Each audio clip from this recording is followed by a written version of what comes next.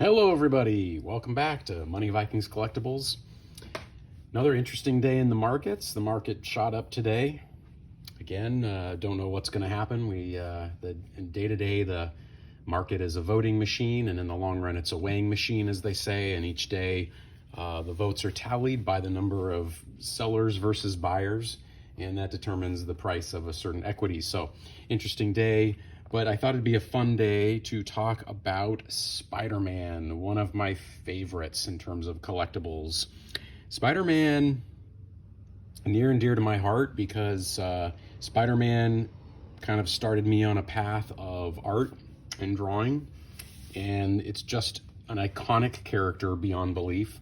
It has multi-generation appeal that I see no end in sight. And that's why I wanted to talk about a few things about collecting Spider-Man. Spider-Man's a great example of collecting specific issues that introduce key characters, and those are really where the value comes from. What got me onto this is I recently added an Ultimate Comics All-New Spider-Man #1 to my collection.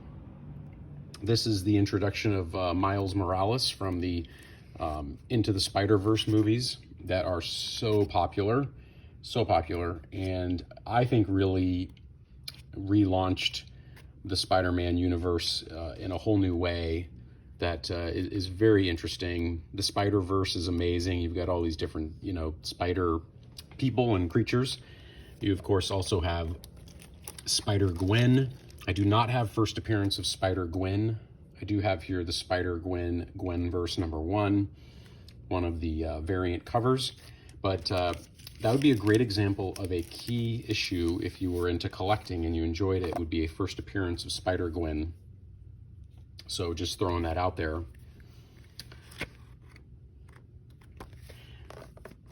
Another thing I wanted to show you is this. So I also have Spider-Man #298. This is another example of a key issue because this is the first Todd McFarlane artwork, which again brought the art to a whole new level for this book and for this story. And most of you are probably familiar with Todd McFarlane's art. He's obviously an icon of comic book art, Canadian artist, but most famous now for Spawn, of course, which is very popular. But I believe he got his start in Spider-Man with this issue. So example of a key issue. Back in the early 90s, late 80s, early 90s, the whole thing was rebooted with this, with the black silver cover and the regular cover. I've had these all those years. These are surprisingly not that valuable. I think it's a supply and demand thing. So I think this is where economics comes into play.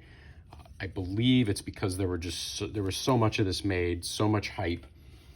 It's kind of like the death of Superman #75. It's not worth as much as you would think. It's a seminal issue. It's an important issue, but it got so much hype and it got so many copies of it were printed that, again, supply and demand is a key aspect of value, as we all know.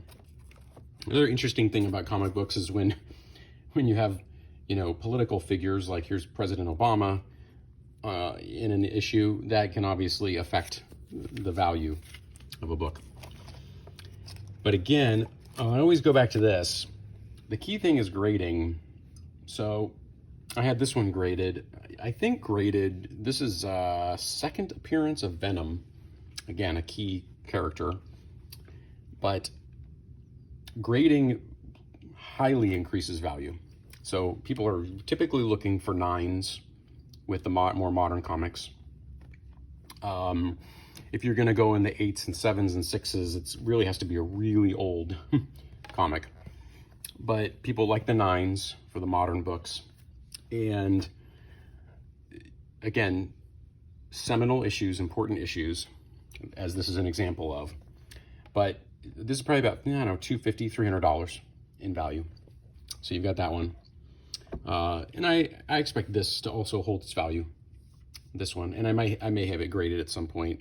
It's actually not the most perfect copy, actually. It's got a few issues. So this one probably should, if I want to save this as an investment, I should probably pick up an already graded copy that I know is in the 9s, and maybe just keep this one in good condition, but, you know, enjoy the book for what it is. So I wanted to give you that little quick take on investing in Spider-Man, and I'll share some more from the Spidey collection.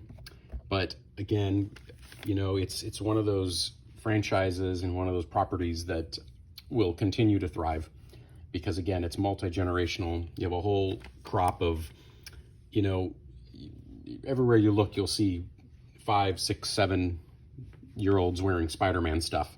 So they're once again growing up with this great iconic character, this great story. And again, it's just a lot of fun, but there's also a way to invest in it.